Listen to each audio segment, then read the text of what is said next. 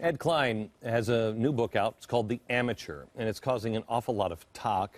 In fact, it just debuted #1 on the New York Times list, which is not an easy accomplishment. We brought Ed in because I wanted to talk to him and get a little deeper than just the Jeremiah Wright stuff, which, honestly, as we talked, Ed, you know, there's a lot about Barack Obama I want to believe. You know what I mean? I think I've made up my mind on who this guy is, and I don't need anybody to pile on if I don't know that it's true. And so I wasn't rushing to, I don't rush to any Obama book. And then you came out with the Jeremiah Wright audio tape, and you have him dead to rights. All of these things were said. Right. Let's go into some things that I think are a little more revealing, but I want to talk to you about your sources on them as well. Valerie Jarrett is somebody who's so under the radar for most of America. They have no idea. I believe it was her father-in-law was a communist. You know, and the Obamas and Valerie Jarrett are this tight. You say that A, she's more powerful than anybody else in the White House outside the Obamas. True? True. Okay. Why do you say that? There were 4 people who came to the White House after Obama won. David Axelrod, Robert, his strategist, Robert Gibbs, his spokesperson, Rahm Emanuel, who had actually been in the Hillary camp until after the election, and Valerie Jarrett.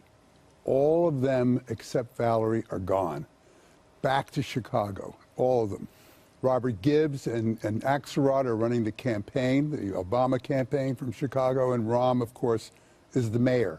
Valerie remains there, best friends with Michelle and her chief political advisor, and simultaneously the president's senior political advisor, the only Chicago voice still left in the White House. So why doesn't she have a more prominent role? Why isn't she chief of staff? Why do they put her kind of back? She's more important than the chief of staff. In fact, she got rid of 2 chiefs of staff.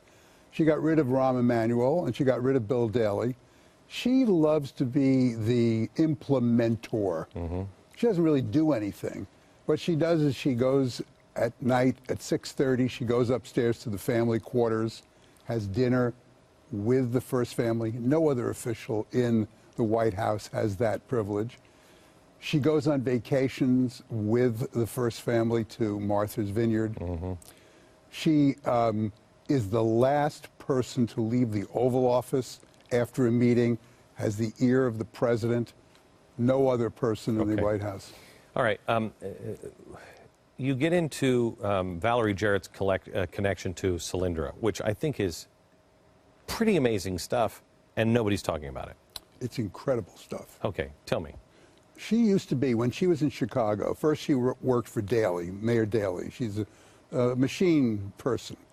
And then she became chairperson of the University of Chicago Medical Center.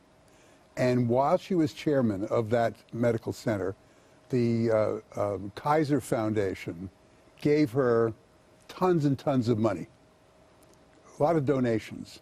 That same foundation owns 37.9% of Solyndra. That same foundation had its lobbyists in the White House more than any other group about Solyndra and about solar energy. She met with the Kaiser himself, who was a huge bundler for Barack Obama, many, many times, brought him to the White House. It was an inside job, that whole Solyndra thing. Today, that same job that she held in the University of Chicago Medical Center is now held by the best friend of Barack Obama, Eric Whitaker.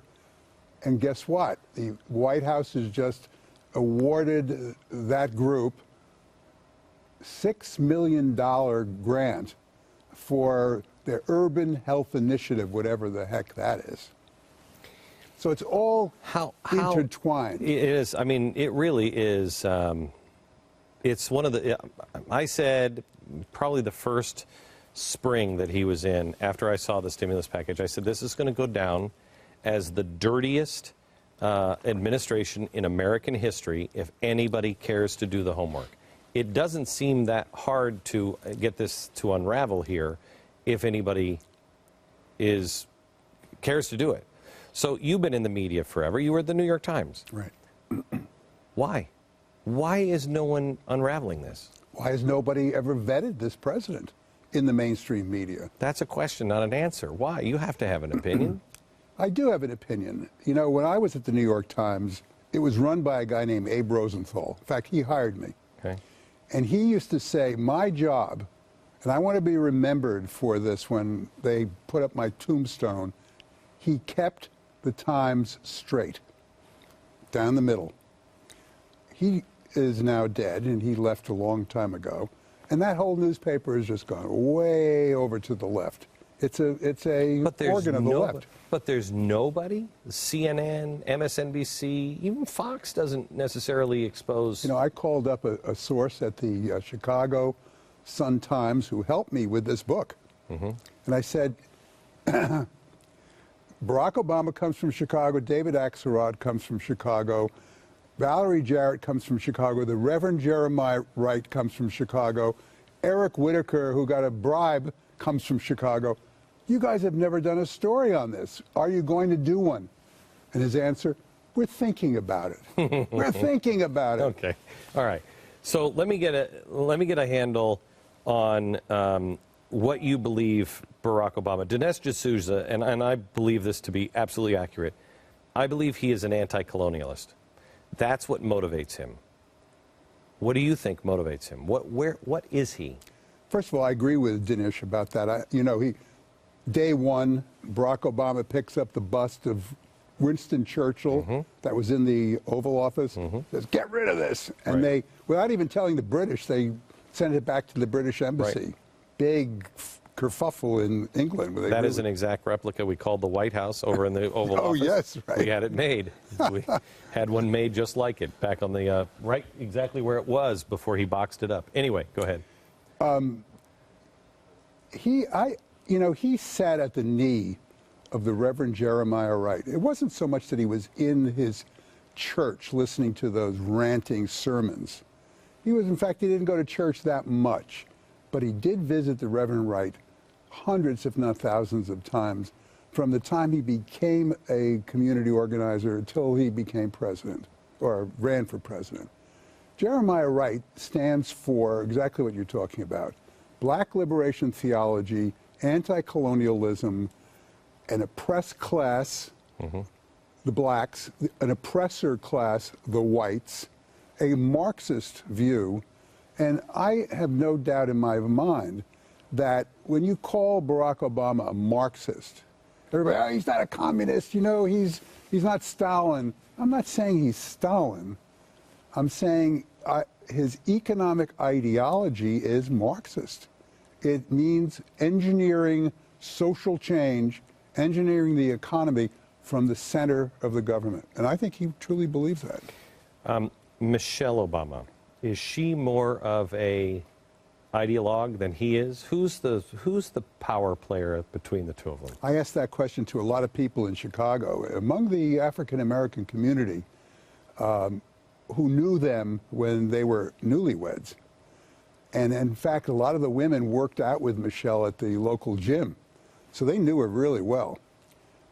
They all say, I tried to find out, maybe I shouldn't have, but I did, whether he ever fooled around sexually with other women. And they all looked at me like I was crazy. I said, why are you looking at me that way? She would have killed him. He's afraid of her. He wouldn't dare do that. She wears the pants in the family. Michelle is the power in that relationship. Now you put, and see, this is, I've got to be real honest with you. This is what's confusing to me, because you start, the first line in the book, I think, is, this is a reporter's journal, right? And I know that I told my staff early on, these are not our enemies. They're enemies of freedom, I believe. And we let the chips fall where they may. If it's true, we report it. If we don't have it nailed down and it's not essential to the republic, don't say it, because it's going to discredit you. You go into a story which I think is fascinating. I personally, again, I read it and I'm like, I think that's probably who she is. But it's one of those things that if you put it out on the table and you don't have the names to back it up, it discredits the story of like Solyndra. Why did you include things like Michelle Obama and Oprah Winfrey fight? Which again, me personally, I'll bet you that's true. Why did you put that in there? Or can you tell us where you're getting these stories? Tell the story first, for anybody who doesn't know. Okay, the story is that Oprah, we all know, is pivotal in getting Barack Obama the nomination because she threw her backing to him, not to Hillary. During the election campaign, she was huge.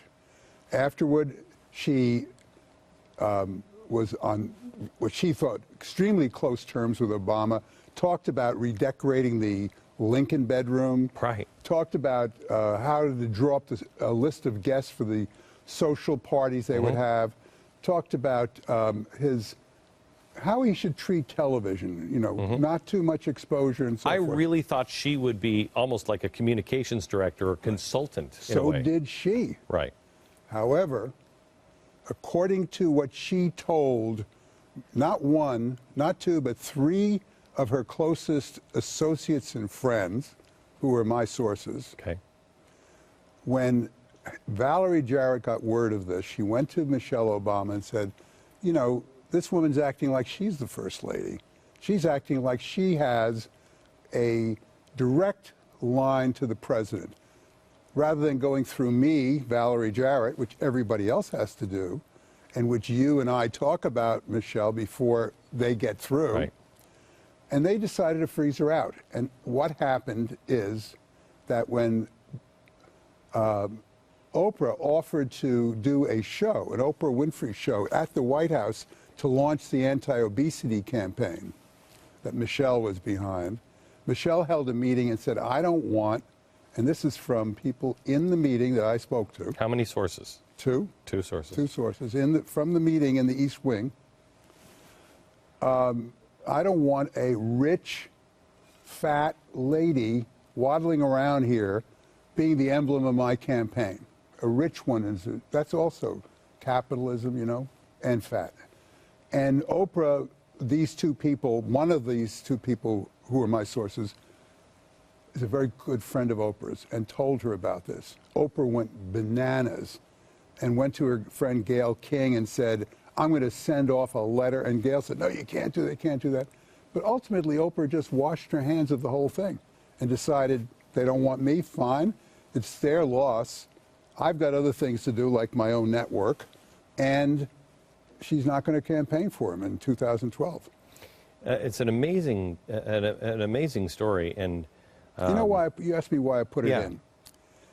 That's the story. And I'll do this very quickly because it is emblematic or symptomatic of how they treat, how this White House treats its own friends. That doesn't spell good things for America at all. Thank you, sir. The name of the book is The Amateur. The Amateur, available, #1 New York Times bestseller, available everywhere now. Back in a minute.